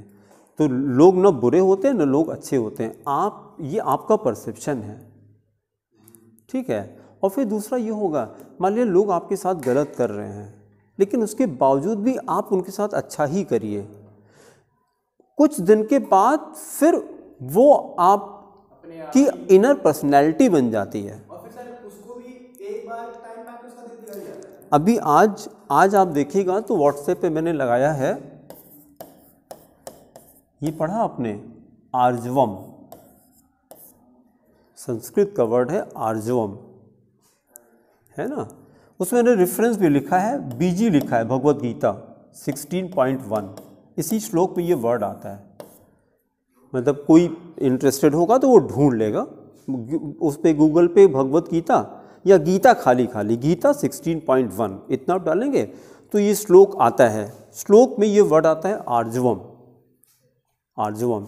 उसका जो पहला श्लोक का ऐसे आता है, अभयम सत्तो संशुद्धि ज्ञान योगा व्यवस्थिति, ये श्लोक है। अभयम सत्तो संशुद्धि ज्ञान योगा व्यवस्थिति, ये क्या चीज़ बता रहे हैं? ये chapter 16 is related to divine and demonic traits, divine and demonic traits. जैसे ये आपको ये सिखा दिया जाए कि डिवोटी एंड गॉड दोनों में कोई डिफरेंस नहीं होता है। डिवोटी उसी को कहते हैं जिसके पास गॉड की प्रॉपर्टीज होती है, जिसके पास डेमोनिक डिवाइन प्रॉपर्टीज होती है, उसी को डिवोटी कहा जाता है, भक्त हिंदी में कहा जाता है, ठीक है। और जैसे ये कहा जाता है कि हम लोग अपने बॉडी के, अपने सेंसेस के अधीन होते हैं ना, डिपेंडेंट होते हैं, है ना। इसी तरह से कहा जाता है कि भगवान किसके अधीन होते हैं? डिवोटी के अधीन होते हैं, भक्त के अधीन होते हैं। तो अगर आप डिवोटी हो गए और आपने कोई थॉट भी किया तो भगवान मना नहीं कर पाएंगे। फिर रावण क्या, रावण क्या, पूरा सेंटेंस तो बोलिए, हम समझ नहीं पाए। वैसे बोला जाता है कि जो रावण है वो मतलब उनसे बड़ा श्रीमंत दुनिया में कोई नहीं है। हाँ, तो मतलब कि जैसे बताया जाता है कि जैसे शिव जी भी उनसे थोड़ा होते कि जो कह हम कर ही दें। हाँ, ये भी कह सकते हैं, लेकिन वो भक्त का एग्जाम्पल नहीं है रावण। भक्त की जो प्रॉपर्टी होती है, फिर गीता का चैप्टर 12 है, भक्ति योग चैप्टर का नाम है, उसमें डिवोटी की 35 क्वालिटीज़ दे रखी हैं। चैप्टर 12 और भगवत गीता कितनी, 35 क्वालिटीज़। सबसे पहली प्रॉपर्टी भक्त की बताई है, अद्वेष्टा सर्वभूतानाम। अद्वेष्टा मतलब किसी से द्वेष नहीं करता, वो किसी से हेट्रेड नहीं करता। Then what about Ravan? Hate. तो फिर भक्त कहाँ का भक्त हुआ? भक्त नहीं है ये। भक्त की सबसे पहली प्रॉपर्टी है, वो किसी को हेट नहीं करता है। हाँ, मीराबाई कह सकते हैं, मीराबाई कह सकते, किसी को हेट नहीं, किसी को हेट नहीं करते। ये पहली प्रॉपर्टी है। 35 क्वालिटीज़ बताई हैं भक्त की भगवान ने, है ना। तो ये आपको कहाँ मिलेगा? चैप्टर 12 मिलेगा। 12.13 से लेकर के 12.20 ये 8 श्लोक हैं जहाँ पे 35 क्वालिटीज़ दे रखी हैं।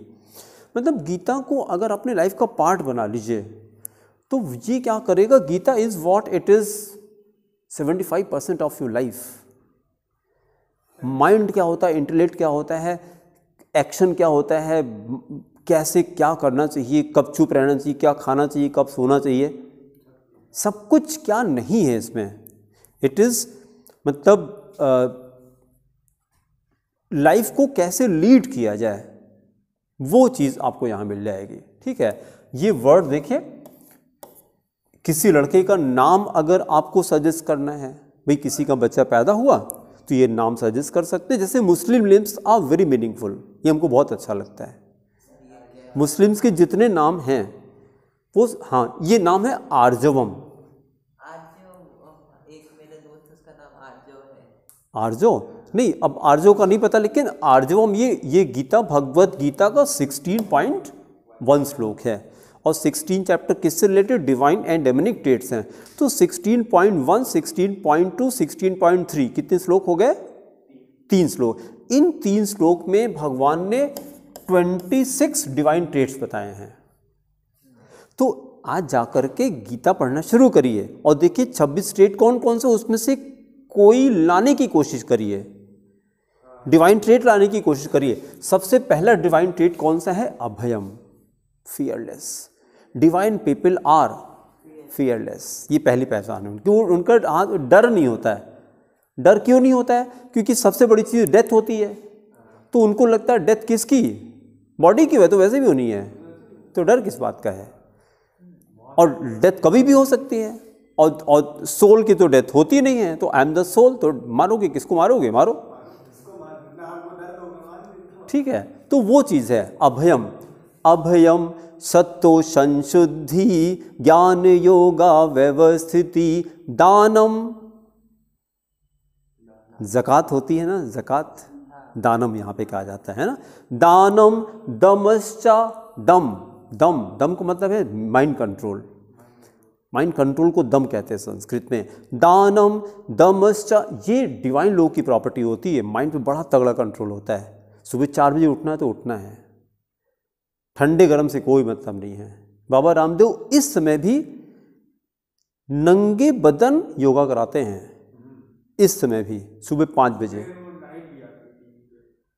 इस समय भी यहाँ इतना जैकेट हम लोग सब पहने तभी ठंडी लग रही है, और वो ऊपर कुछ नहीं पहनते, नीचे मजबूरी में पहनते हैं। वो भी हटा दें, वो भी हटा, वो भी ऊपर ऊपर ऊपर एकदम ऐसे ही, और पसीना निकलता है सुबह 5 बजे, पसीना बाहर स्टेज पे पसीना निकलता है।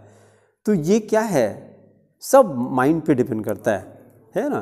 तो दानम दमश्च यज्ञश्च स्वाध्यायस्तप आर्जवम। आर्जवम लास्ट में आया, आर्जवम। ये पहले श्लोक पे 9 प्रॉपर्टीज आउट ऑफ 26 9 ट्रेट्स दिए हैं।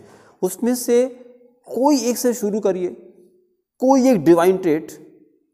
जैसे अभयम हो गया, फिर दान हो गया, तप हो गया। तप का मतलब क्या? ऑस्टेरिटी। तप का मतलब ऑस्टेरिटी का मतलब क्या? हाँ, सहना भी कह सकते हैं। मतलब ऑस्टेरिटी का मतलब क्या है? ठंडी गर्मी, इससे कोई मतलब नहीं है, कोई मतलब नहीं है। आप पढ़ाई करिए चुपचाप बस, ठीक है। जो आपका मतलब, जो आपका वर्क है, जो आपको ड्यूटी दी गई, वो आपको अच्छा लगे चाहे ना लगे, क्या आप सिचुएशन लाइफ की, उससे को मतलब उसको आप करना शुरू करिए। तो एक एक प्रॉपर्टी लाना शुरू करिए, ठीक है। तो ये जैसे वर्ड आया तो मैंने ये चीज़ लिखा था कि आर्जवम का मतलब क्या होता है? सरलता। सरलता।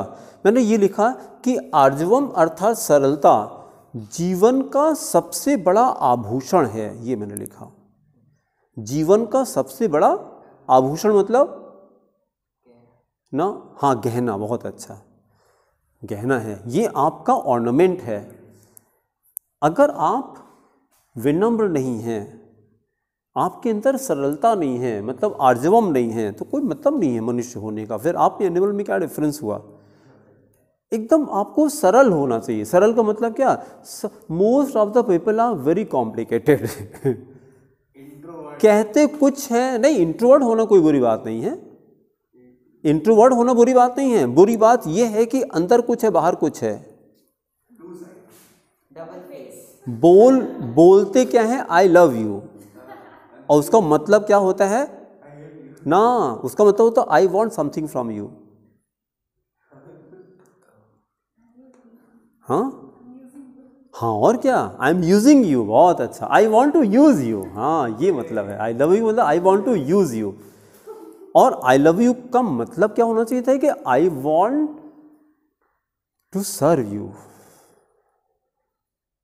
ये मतलब होना चाहिए। I want to serve you, I want to serve you, I want to, मतलब जैसे यही तो मतलब है, this is the ultimate goal of this human life, to सर्व।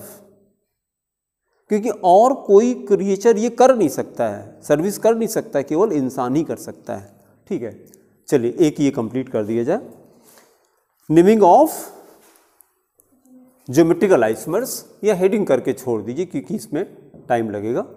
इसमें हम लोग को बचा naming of geometrical isomer, naming of optical isomer. ये करके तब हम लोग कल इसके एग्जाम्पल करेंगे कि क्वेश्चंस करेंगे, कल क्वेश्चंस करेंगे। उसके बाद फिर अगला टॉपिक आइसोमेरिज्म। आइसोमेरिज्म, आइसोमेरिज्म को भी हम लोगों ने दो पार्ट में डिवाइड किया, स्ट्रक्चरल आइसोमेरिज्म, स्पेस और स्टीरियो आइसोमेरिज्म, या स्पेस भी कहते हैं इसको। और फिर स्ट्रक्चरल के अंदर 4 करने हैं, आयनाइजेशन, हाइड्रेट, कोऑर्डिनेट, लिंकेज, और इसमें 2 करने हैं। ठीक है, और उसका लास्ट टॉपिक होगा बॉन्डिंग इन कोऑर्डिनेशन कंपाउंड। तो ये मेरे ख्याल से कल हम लोग कंटिन्यू करेंगे। हाँ नहीं, हम लोग को 2 करना है बेटा, हम लोग को वैलेंस, जिस वजह से वैलेंस बॉन्ड थ्योरी ज़्यादा इंपॉर्टेंट है, ये करना और CFT करना है, 2 हम लोग करेंगे बस। कौन सी चीज करनी है मतलब? वो मैग्नेटिक कैरेक्टर वगैरह बताने के लिए। मैग्नेटिक कैरेक्टर है, फिर उसका जो आपने कल क्वेश्चन किया था कि शेप कैसा होता है, ऑक्टाहीड्रल है कि स्क्वायर प्लेनर है, वो सब यहाँ पर आएगा। 4 चीज होती है वो बताते हैं। हाँ, तो हाइब्रिडाइजेशन बढ़ाते हैं, हाइब्रिडेशन बताएंगे, बॉन्डिंगल बताएंगे, है ना, ये सारी चीज़ डिस्कस करेंगे हम लोग। ठीक है, चलिए इसको कल हम लोग कंटिन्यू करेंगे। Thank you.